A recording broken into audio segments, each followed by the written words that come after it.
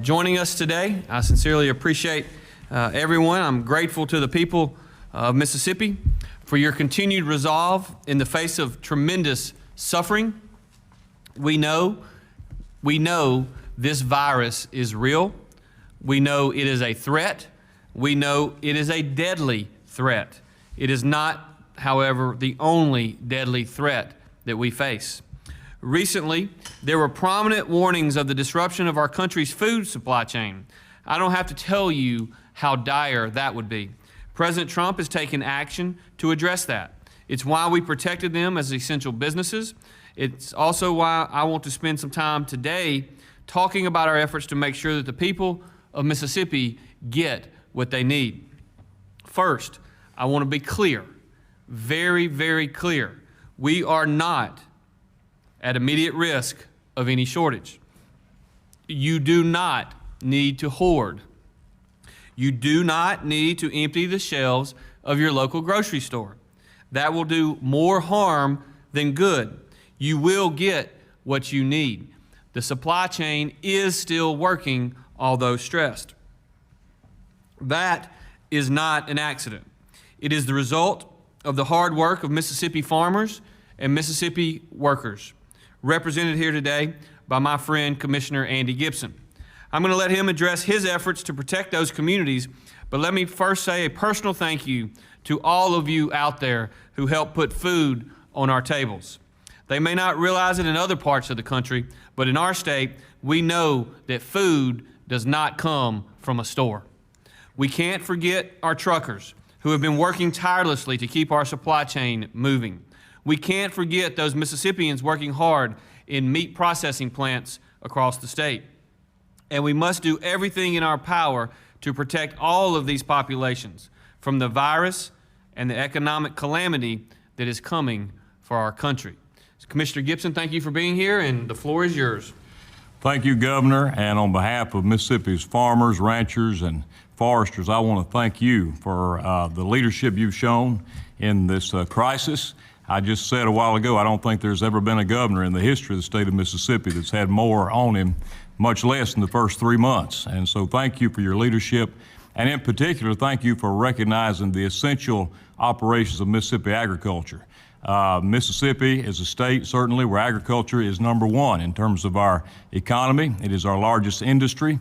And we understand the importance of food and food supply. And I appreciate you allowing the farmers to continue to operate during the full scope of this emergency. And as a result today, we do not have a shortage of food in this state. We do not have a shortage of food in this country. You have seen media reports of different plants across the country, in the Midwest and the North, various plants where there have been shutdowns. Some of those reports, I think, are painting just a partial picture. It's not an issue with a lack of livestock or animals. It's an issue in those cases, in those states, of workers who are either exposed to the COVID or showing symptoms, or in some cases not willing to come to work. And so as a result, there have been some plant shutdowns of meat plants in other parts of the country, but none of those rise to the level of threatening our food supply. If anything, we have more food than we know what to do with right now. When the restaurants shut down and the schools closed, then that eliminated about half of the market, of domestic market for American agriculture. And so our farmers are to be thanked, first and foremost, for continuing to work during this crisis. Even at great loss, the prices have dropped for farm commodities to a point, certainly it's going to be long-term recovery from that, but our farmers are still farming, and I appreciate everyone. Our farmers also, and agriculture in Mississippi employs 29% of the people who have a job in this state. Almost a third of the people who work in Mississippi are employed in some agriculture-related work. That's critical, and the trucks have continued to run. And as I heard the governor say here, don't hoard. I want to echo that. Let me say very clearly, greater than the risk of COVID-19 to our food supply is the risk of panic buying. We saw that in the first days of the crisis. People rushed to grocery stores and overran the shelves and buying and hoarding more than they could ever eat themselves. And so the reality is we all need to stay calm, keep shopping, buy what we need for a week or two. There's going to be more food. Our farmers are the most productive in the world. And we always thank our farmers, but we can especially thank them in these days. We don't have a risk of running out of meat. I just got a report a while ago from a national organization. We have frozen chicken supplies in this country that would last a long, long time. It's at capacity right now.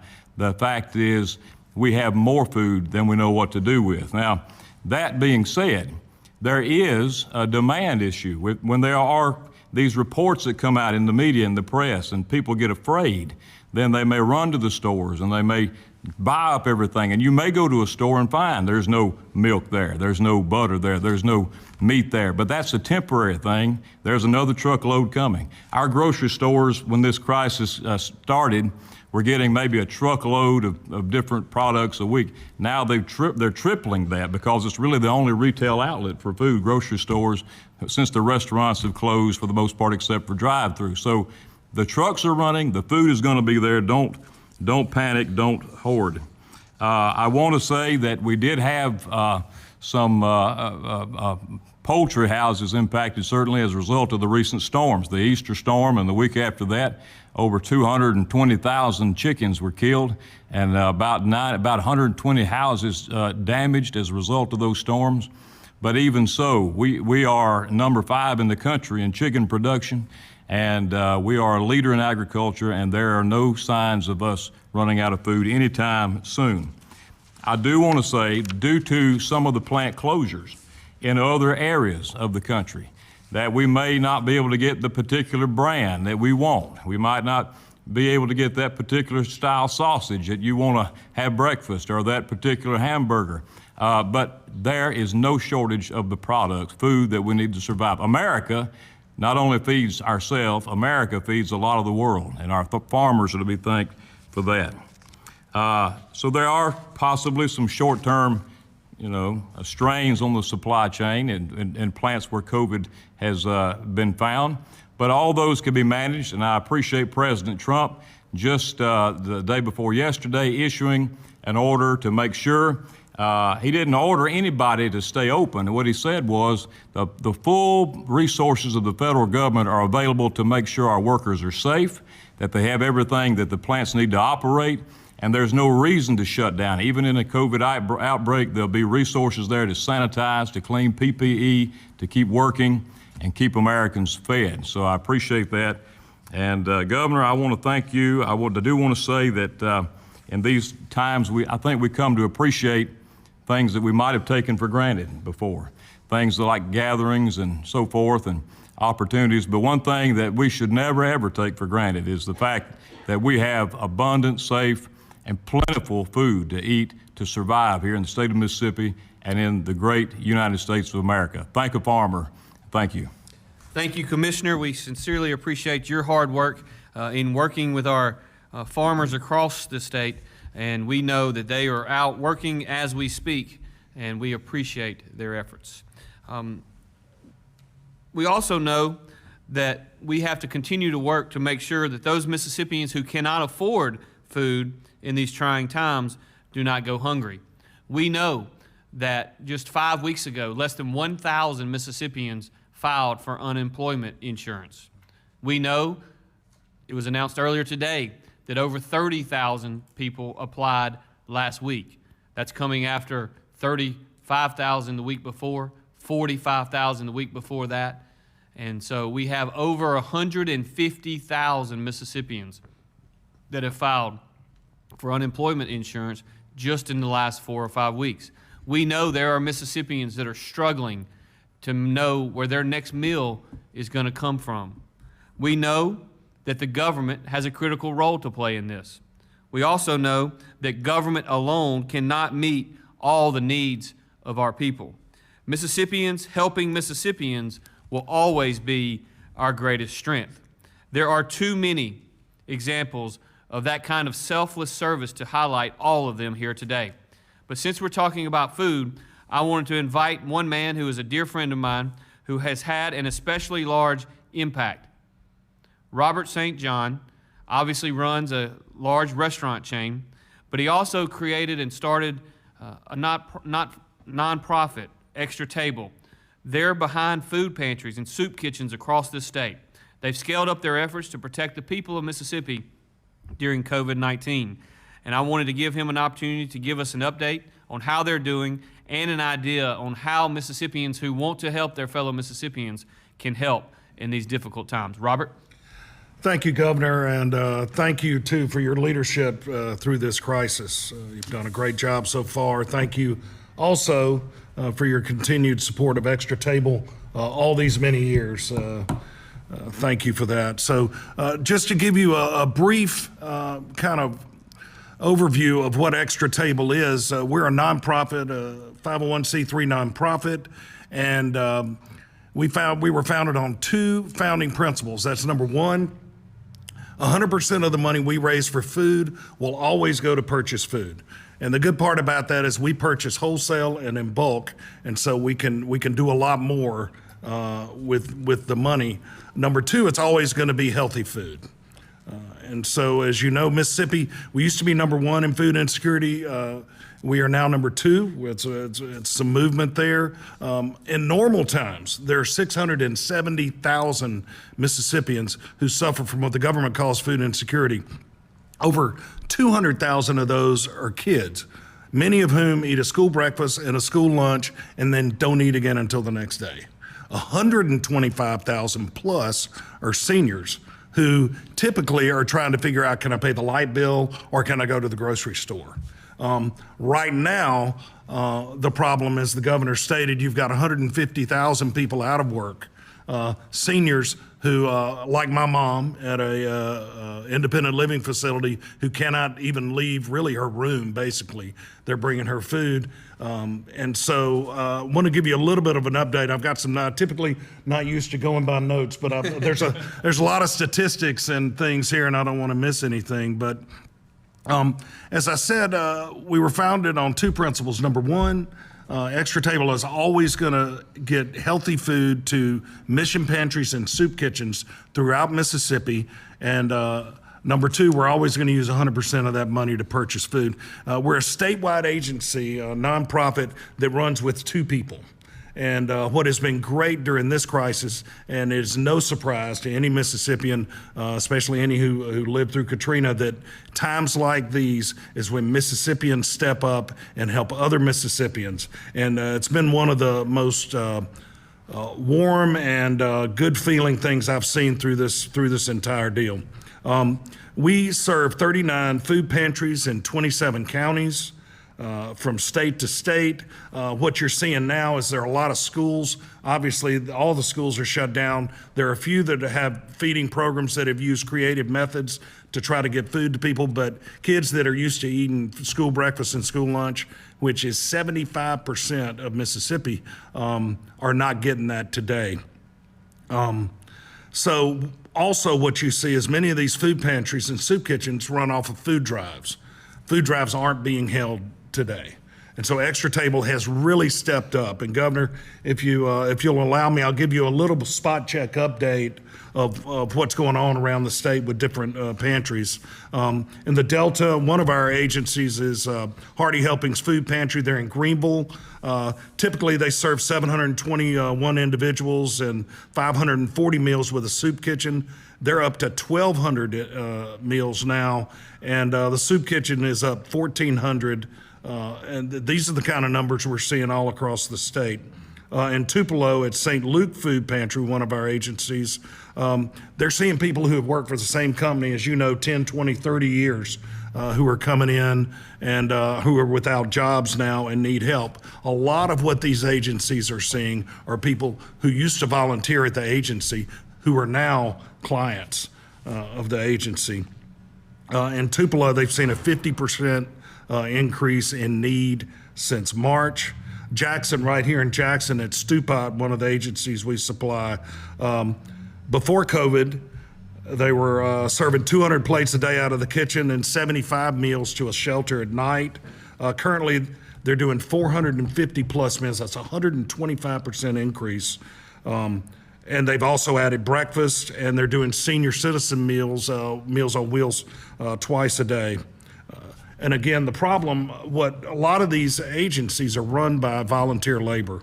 They don't have big budgets. They just trying to get food to people, and most of them are run by or help with volunteers and senior citizens who are now, pretty much locked up and can't work. So there's a big increase there. Hattiesburg at Edward Street Fellowship Center, which is the agency where Extra Table, we really got our start. They're seeing the same thing. In March, they distributed 50,327 pounds of food. They talk to people every day who never thought they would be going to a food pantry to ask for help, and they're getting help. Extra Table is getting them the food they need through donations all across the state. I should mention at this time that the simple business model of Extra Table, we took business principles and applied them to a nonprofit. We raise money. We use that money to buy healthy food, low-fat proteins, low-sugar fruits, healthy grains, low-sodium vegetables. We buy that food in bulk and at wholesale, and we use food service distributors, Benny, Keith, Cisco, Chow Purchasing, and we take advantage of their purchasing power. We take advantage of their inventory system. We take advantage of their shipping. And so that's how we can run a statewide agency with just 2 people. We raise the money. We use 100% of that money to ship food directly to agencies. They don't pay a dime. On the coast, the last update here from Hancock Food Pantry, their family feeding is doubled.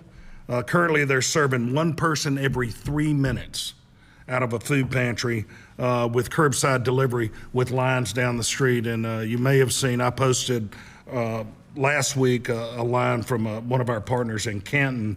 We're used to seeing bread lines during the Depression, and you've all seen the pictures with people standing in line down the street. Well, the modern day version of that is people at cars at these food agencies all across the state.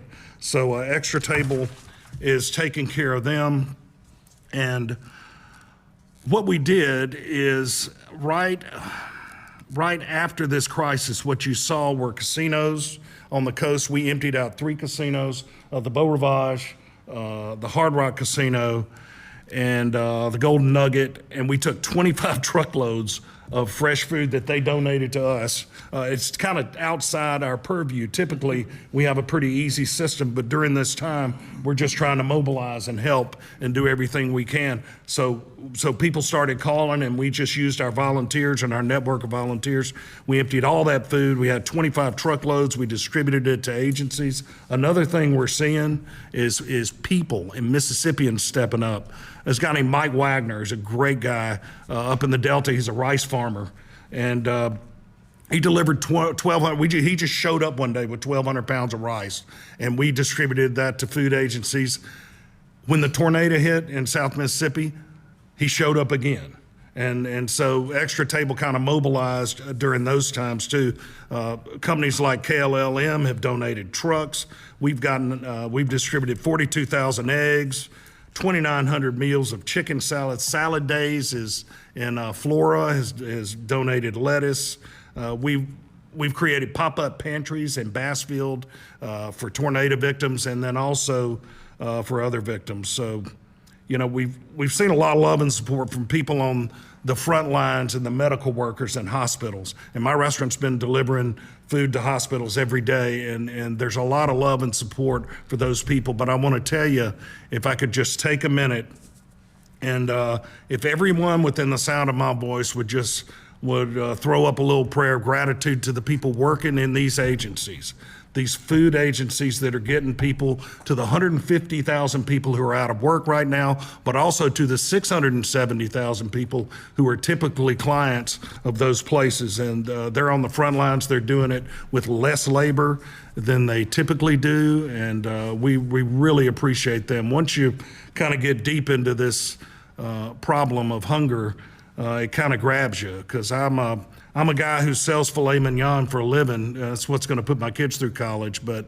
I think I'm really supposed to be the person that gets canned tuna to people. And so that's what we've been doing. And anybody that wants to help, I would encourage them to go to extratable.org.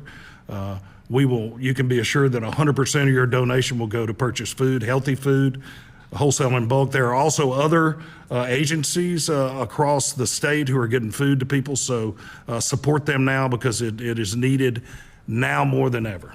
Thank you, Governor. Thank you, Robert.